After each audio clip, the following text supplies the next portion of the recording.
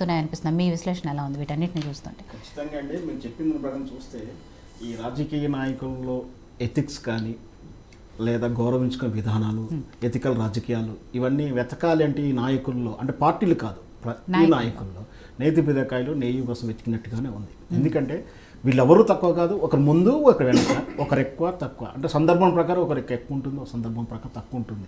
ఇప్పుడు ఎవరు ముందు అన్నారు, ఎవరు ముందు చర్య చేసుకున్నారు, ఎవరు మాట్లాడారంటే దానికి ఒకరి మీద ఒకరు విమర్శించుకోవడం.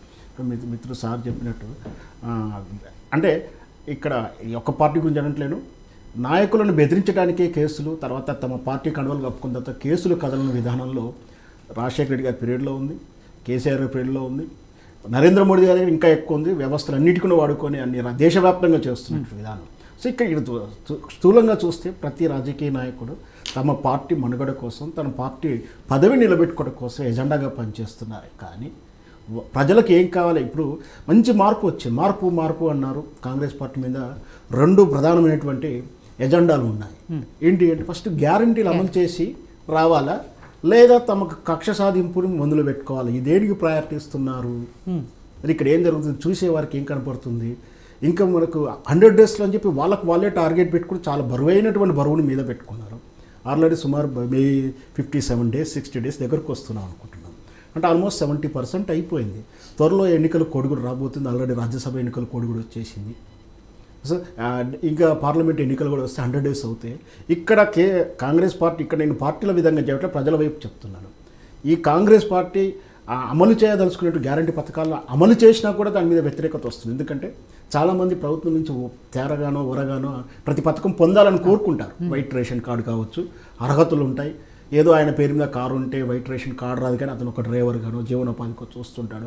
అయితే నువ్వు మాత్రం రాజకీయ నాయకులు దోచుకొని తింటావు, కానీ ఒక్కొక్క కారు ఉందనో, నాకు లైట్ ఎక్కువ ఉందనో నాకు ఇవ్వవా అని ఒక వ్యతిరేక ధోరణి వస్తుంది. అంటే చిత్తశుద్ధిగా అమలు చేసినా కూడా వ్యతిరేకత వస్తుంది.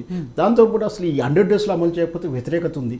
దీని మీద కాన్సన్ట్రేట్ చేయాల్సినటువంటి కాంగ్రెస్ అధిష్టానం కానీ, రేవంత్ రెడ్డి కానీ, ఎవరైతే వాళ్ళు అది వదిలేసి ఇక్కడ రాజకీయ నాయకులు ఇక్కడికి వచ్చి లోకల్గా విమర్శించుకోవడం, డామినేషన్ చేసుకోవడానికి మీరు ప్రోటోకాల్ వదిలేసి ఒక జడ్పీ చైర్మన్ బయటికి వెళ్ళి నెట్టేయండి అంటే ఒక పోలీస్ అధికారులతో నెట్టు వేయించడం.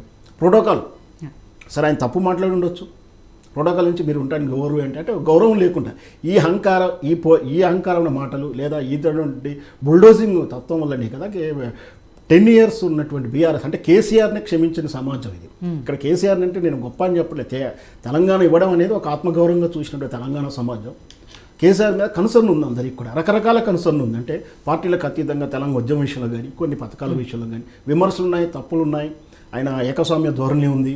అది ఎంత ప్రయారిటీ ఇచ్చినా కేసీఆర్ని క్షమించినటువంటి ప్రజానీకం విషయంలో ఈ విషయాన్ని అర్థం చేసుకోకుండా లోకల్ రాజకీయాల కోసం, వ్యక్తుల మధ్య ఉన్న వైరమ్యం కోసం, రాజకీయ అంటే లోకల్ జిల్లా స్థాయిలో కానీ మండల స్థాయిలో కానీ వాళ్ళ రాజకీయాల కోసం మళ్ళీ అదే తత్వం. అంటే అక్కడ ఏదైతే విమర్శిస్తూ ప్రజల్లో ఆ విమర్శలకు తగ్గట్టుగా ఆ బుల్డోజింగ్ లేదా అహంకారం అని పేరు పెట్టిన వాటికి కాదని మార్పు కోరుకున్న కాంగ్రెస్ నుంచి వాటిని ఆకాంక్షిస్తున్న తరుణంలో అవి వదిలేసి కక్షతారింపు చర్యలో, కేసులో సేమ్ మళ్ళీ మనం చూస్తున్నాం, ఆల్రెడీ వైరల్ అవుతున్నాయి.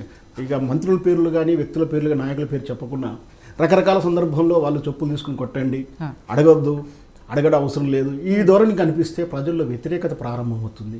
దాన్ని మార్చుకోకుంటే మళ్ళీ ఏదైతే కేసీఆర్ అనుభవించినటువంటి ఆ వ్యతిరేకతను వీళ్ళు ఎదురు చూడాల్సి వస్తుంది. ఈ రాజకీయాలు వదిలేసి మొత్తం మీద ఆయన నన్ను అన్నాడు, నేను ఆయన అన్నాడు, ఈయన 6 అడుగులు అన్నాడు, ఈయన 3 అడుగులు అన్నాడు, ఇవన్నీ రాజకీయాలు మర్చిపోతే ప్రజలకు మేలు జరిగే అవకాశాలు అయితే ఖచ్చితంగా ఉంటాయి. వీళ్ళల్లో వెనక అంతే వీళ్ళంతా నాయకులు ఒకరోజు ఒక పార్టీలోనే రేపు మళ్ళీ వస్తే ఇంకో పార్టీలకు మారుతారు. అంటే అక్కడ పార్టీ మారుతున్నాడు కానీ రాజకీయ నాయకులు మారట్లేదు. అంటే వీళ్ళంతా ఏ పార్టీలో కూడా అదే దోపిడో, అదే అక్రమ సంపాదన, అదేదో ఉన్న ప్రజలు కూడా అలవాటు పడ్డారు. ఏంటి అంటే మంచి దొంగ, చిన్న దొంగ, పెద్ద దొంగను చూసుకుంటున్నారు. ఈయన అవినీతి చేస్తాడు కాబట్టి ఈయన ఓడగొట్టిన ఇంకో ఆయన వస్తే ఇంతకన్నా మంచివాడా కాదని, అంటే ఈయన అవినీతి చేస్తాడు, ఎంత చేస్తాడు, మనకేమి ఇస్తాడు, ఈ ధోరణి ఆలోచిస్తున్నప్పుడు ఎవరికి వారు వ్యక్తిగతంగా ప్రతి నాయకుడు ప్రజల క్రెడిబిలిటీ తగ్గట్టుగా పనిచేస్తూ వెళ్తే ఆ పార్టీలు మనగడ సాగిస్తాయి. లేదంటే రోజు వైరల్ అవ్వడానికి ఈ వాక్యాలు పనికి వస్తాయి కానీ ప్రజల నుంచి దూరం అవుతున్నాను. ఇప్పటికి కూడా ఓటింగ్ శాతం తగ్గుతుంది కొత్త యువత చేస్తున్నప్పటికి కూడా.